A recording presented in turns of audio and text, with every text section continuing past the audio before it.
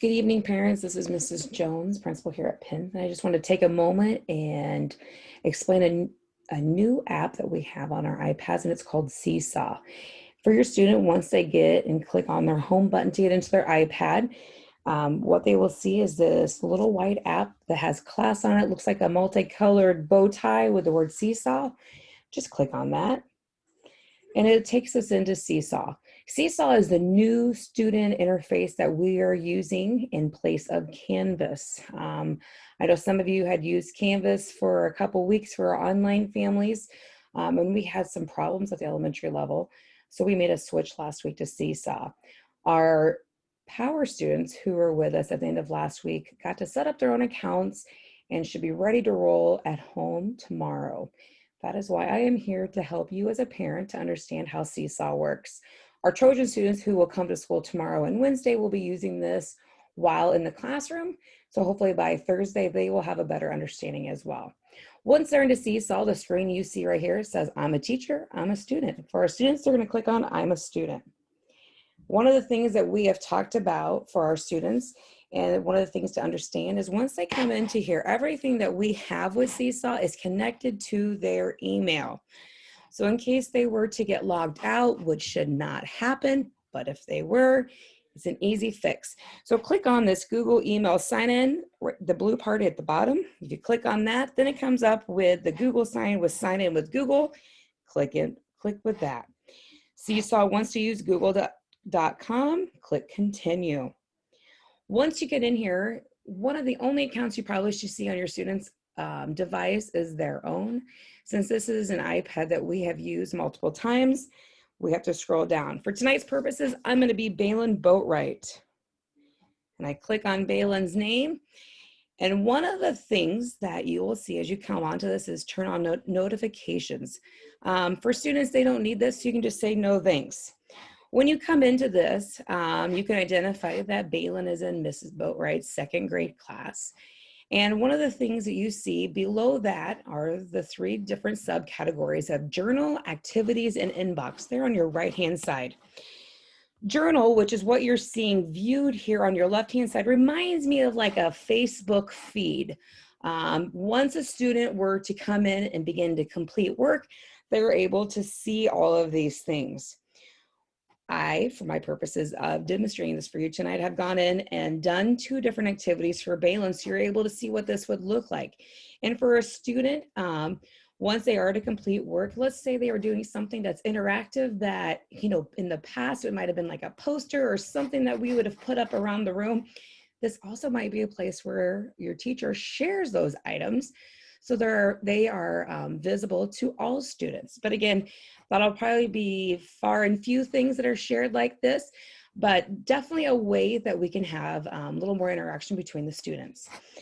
One of the things that we have really stressed to students is when you are trying to figure out what to do, all they need to do is click on the activities. And I have said to the kids many times, looking at that light bulb icon, aha, I know what I need to do. So that light bulb is that indicator of this is where I need to go.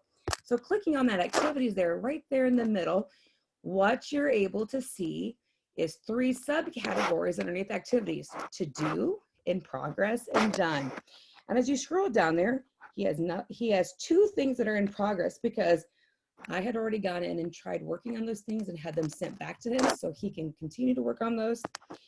And as they get items done, they will be in this folder called done. But for the purposes of me going through this tonight, clicking on to do. As you scroll through this, again, it reminds me of like a Facebook feed where they're able to kind of see the different activities that they need to do.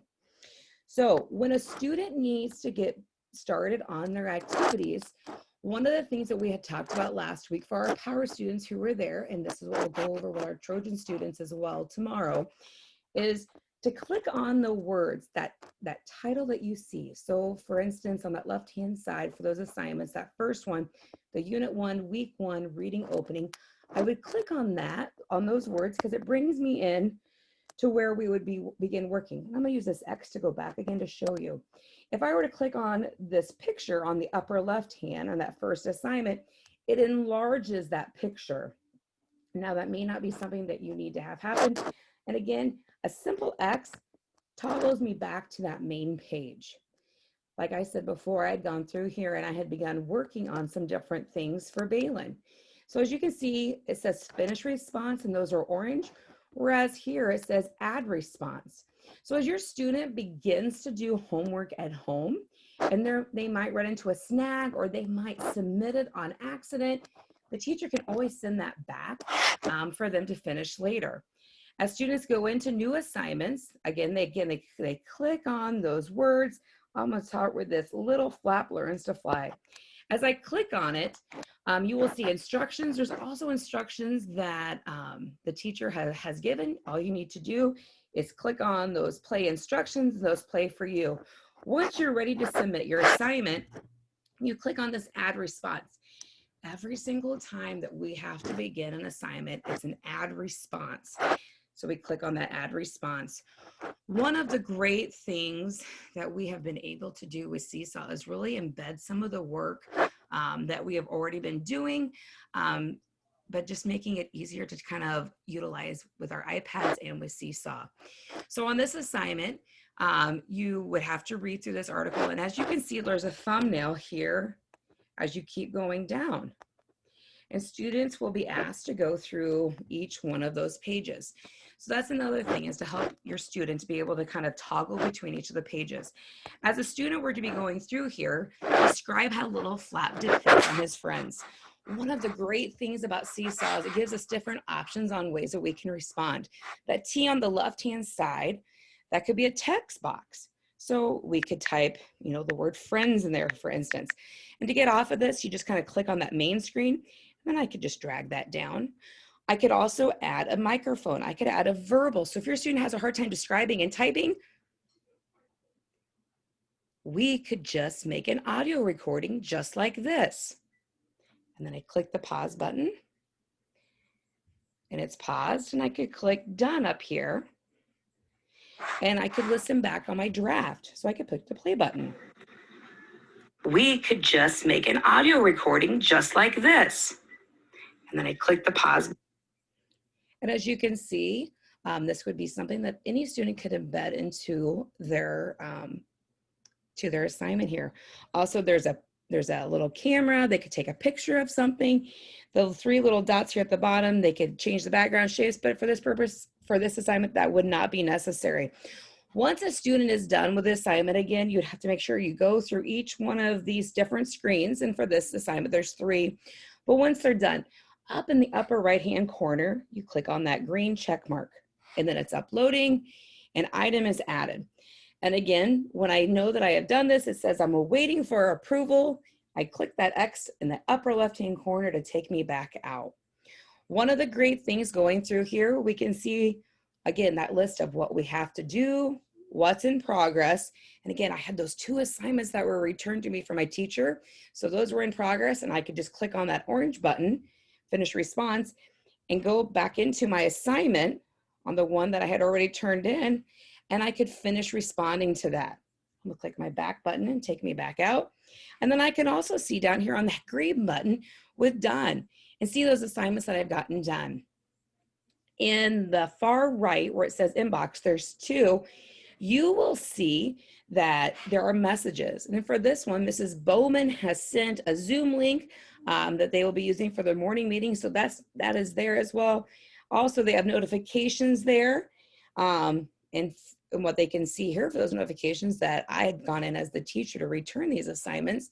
But in your student's case, you'll see their teacher returning their homework. So if that were to come up, as you would saw that when we first pushed on inbox, it said 2. So that's a good way to notice, if messages are sent to you, and also those notifications that homework is sent back to you. Again, just a little bit of review. If I click on that journal again, this is like that Facebook feed where I'm able to see what work I have done. This is also a place where my teacher can kind of come in, share other assignments so everyone else can see it. Once I click on activities, that's the work we have to do. Those 3 buttons underneath is to do, the things we have to do, things that are in progress that maybe you've done and maybe you made a little mistake and the teacher wants you to correct it. You can finish that as well. And also things that are done. And also that inbox there on the far right is a good way that the messages would be sent from Mrs. Bowman. And even myself, I can send that to the students as well. But also right next to messages, you'll see notifications, and I click on that. That is also another way of communicating when someone's come in and they have like turned an assignment, they've checked it as okay, or they've sent it back for review. Lastly, I just want to reiterate, if you as a parent have any questions about how to navigate through Seesaw, please, please, please do not hesitate to ask. We are here to support you. We hope that you see this interface as something less cumbersome than what we had seen with Canvas, and your students able to navigate through it. And again, communicate, communicate, communicate, and we will be here for you. So we hope each of you guys find this easy to use on your end, and we will be in touch. Have a great night. Bye-bye.